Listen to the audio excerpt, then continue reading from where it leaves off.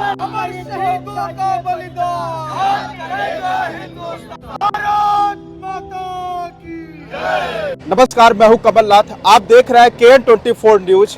जिस तरीके से जम्मू कश्मीर में कठुआ नामक जगह पे 4 जवान शहीद हो गए और 4 की जिस तरीके से आतंकवादियों ने इस तरीके से हत्या हुआ है, उस तरीके से प्रयागराज के सांसद उज्जवल रमण सिंह आज चंद्रशेखर आजाद पार्क में यहाँ पे देख सकते हैं दीपक के साथ कैंडल मार्च कर रहे हैं। संसद जी, क्या कहना चाहेंगे? जिस तरीके से आतंकवादी हमला किए हैं जम्मू कश्मीर में, ये नाकामी है बीजेपी सरकार का? ये कायरतापूर्ण जो आतंकवादियों ने काम किया है, इसका मुंह तोड़ जवाब देना चाहिए। और मैं कहना चाहूँगा, जब से ये सरकार बनी है, ये हमले जम्मू कश्मीर में लगातार बढ़ते जा रहे हैं। हम इतना कहना चाहेंगे कि ये सरकार नाकाम रही है, विफल रही है आतंकवादियों को माकूल जवाब देने के लिए।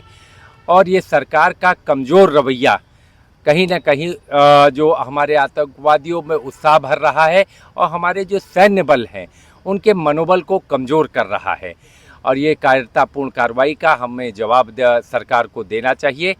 और आज हम ये जो कैंडल मार्च है, हमारा उन परिवार के साथ हमारा समर्थन है, श्रद्धांजलि है, नमन है। और उन परिवार को हम ये संदेश देना चाहते हैं कि पूरा कांग्रेस परिवार आज उनके पीछे खड़ा है। हम अपनी सैद्धांतिक हम जो है भगवान जो है उनको श्री चरणों में स्थान दे, ये हम लोग कामना करते हैं। और आगे कोई घटना की पुनरावृत्ति न हो, सरकार से हम कहेंगे कि इतनी सख्त नीति अपनाएं, इतना मुंहतोड़ जवाब दे कि आने वाले दिनों में कोई और सैन्य का जवान अपनी जान न खो सके। प्रधानमंत्री कहते हैं 370 हटने के बाद आतंकवादी जम्मू कश्मीर से गायब हो गए हैं। लगातार बढ़ती जा रही हैं। जम्मू कश्मीर के हालात ख़राब हैं, जिस तरीके से मणिपुर और उसके बाद जम्मू कश्मीर में। और मैं तो कहना चाहता हूँ, सरकार जिस दिन से बनी थी, पहला हमला उसी दिन हो गया था और उसके बाद ये 8वीं घटना है। जम्मू कश्मीर में 8वीं घटना है और लगातार उनके हौसले मजबूत हैं और सरकार विफल रही है, नाकाम रही है। तो आज हम कांग्रेस पार्टी के लोग इस विफलता और नाकामयाबी में कहना चाहेंगे, सरकार ने अगर जवाब नहीं दिया तो आने वाले दिनों में संसद में इस बात पर हम लोग पुरजोर तरीके से अपने नेता राहुल गांधी के नेतृत्व में इस बात को उठाने का काम करेंगे। यानी ये आवाज़ आप संसद में उठाएंगे? जी, निश्चित तौर से कांग्रेस पार्टी उठाएगी। हमारे विपक्ष के नेता राहुल गांधी जी के नेतृत्व में इस आवाज़ को उठाया जाएगा। मेरा नाम माधवी है, प्रदेश महासचिव विधि विभाग की, प्रदेश सचिव महिला कांग्रेस। क्या देख रहे हैं जिस तरीके से प्रधानमंत्री कहते हैं 370 लगने के बाद आतंकवादी जम्मू कश्मीर से गायब हो गए हैं? देखिए, प्रधानमंत्री जी तो उनके जितने भी वर्ड हो रहे हैं, जो शब्द निकल के आते हैं, तो आप लोग खुद इसके लिए देख भी रहे हैं, समझ भी रहे हैं और जनता भी समझ रही, पत्रकार भी समझ रही इस बात को।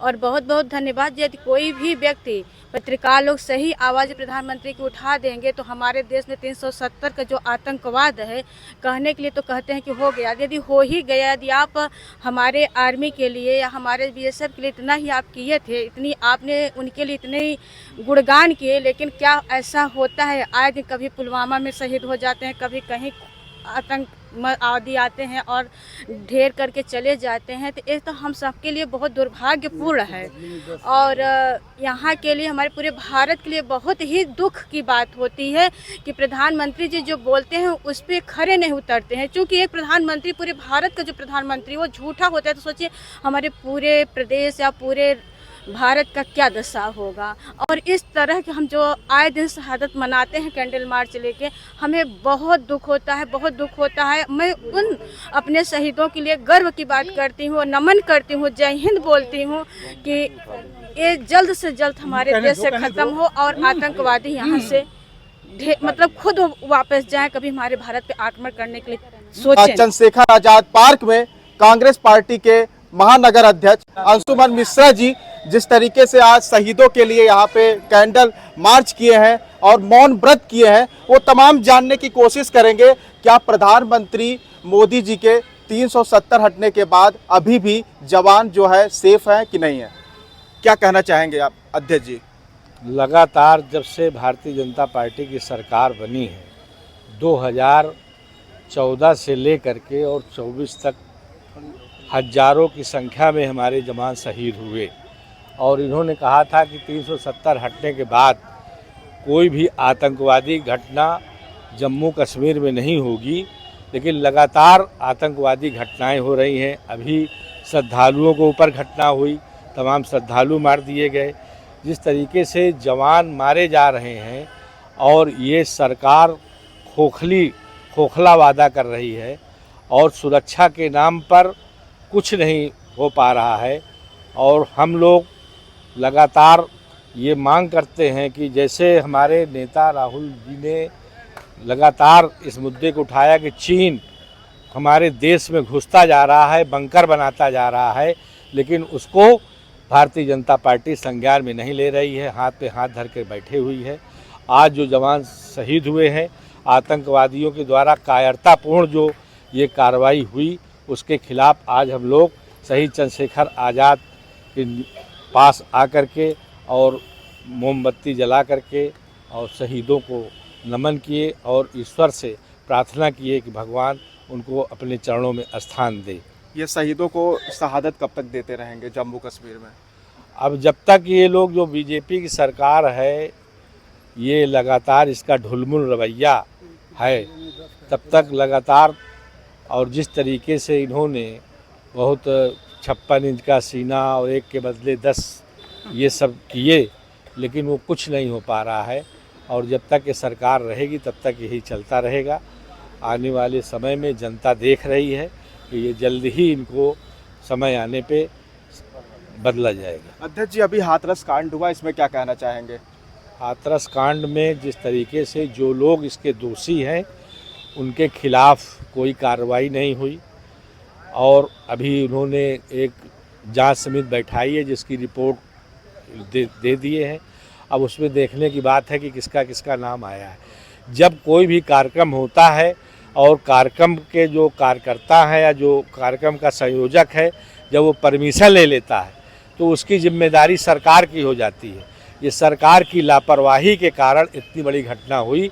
इन्होंने पर्याप्त सुरक्षा व्यवस्था नहीं किया, इसलिए सैकड़ों लोग वहाँ पे मर गए और जिसकी पूरी जिम्मेदारी सरकार की है। क्या ऐसा नहीं बाबा जो है वोट बैंक है, इसलिए योगी सरकार उनसे डर रही है? इसीलिए वो मैंने कहा ना कि जो लोग इसमें संलिप्त हैं उनके खिलाफ कार्रवाई नहीं हुई। लेकिन उन्हीं बाबा से अखिलेश यादव 2023 में मिलने के लिए गए थे, उनके कार्यक्रम में क्या कहना चाहेंगे? देखिए, ऐसा है कि तमाम जो ये इस तरह के धार्मिक आयोजन होते हैं, कार्यक्रम होते हैं, उसमें नेताओं को बुलाया जाता है, वो सब लोग जाते हैं कार्यक्रमों में। अब ये घटना सरकार की लापरवाही से हुई। सरकार अगर पर्याप्त सुरक्षा व्यवस्था वहाँ रखती तो ये घटनाएं न हो पाती। जब आपको संख्या बताई जा रही है कि इतनी संख्या इस कार्यक्रम में होगी और आपसे हमने परमिशन लिया, तो आपको उतनी संख्या में पुलिस बल भेजना चाहिए। इस सरकार की लापरवाही का नतीजा है कि इतने लोग वहाँ पे मर गए। अध्यक्ष जी, एक आखिरी सवाल है। जिस तरीके से संसद में प्रधानमंत्री जी ने राहुल गांधी को टिप्पणी किया, एक बच्चा जो है जिसको तमाम जो लोग हैं मन बहला रहे हैं, इसको कैसे देख रहे हैं? देखिए, अब वो उनकी भाषा चुनाव से ही वो धीरे धीरे उनके ऊपर उम्र का असर दिखाई दे रहा है। उनका मानसिक संतुलन बिगड़ चुका है और लगातार वो लोकप्रियता राहुल जी की जिस हिसाब से बढ़ती जा रही है, पूरे देश दुनिया में पहली बार विपक्ष का नेता पूरे देश के हर मुद्दे को उस आदमी ने उठाया, उसी से बौखला करके और बालक बुद्धि बता रहे हैं तो इनको लोग बैल बुद्धि बता रहे हैं।